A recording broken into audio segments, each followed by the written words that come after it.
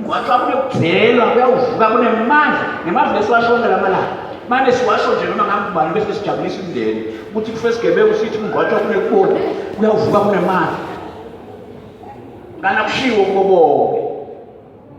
Hallelujah.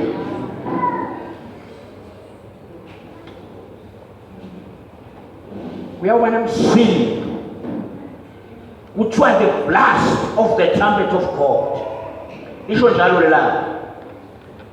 For the Lord himself will descend from heaven with a loud cry of summons, with the shout of the archangel, and with the blast of the trumpet of God. And those who have departed in this life in Christ shall rise first.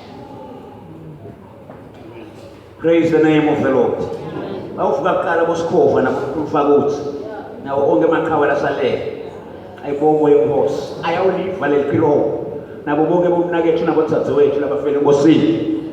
Thank you Jesus. Nayibuya inkosi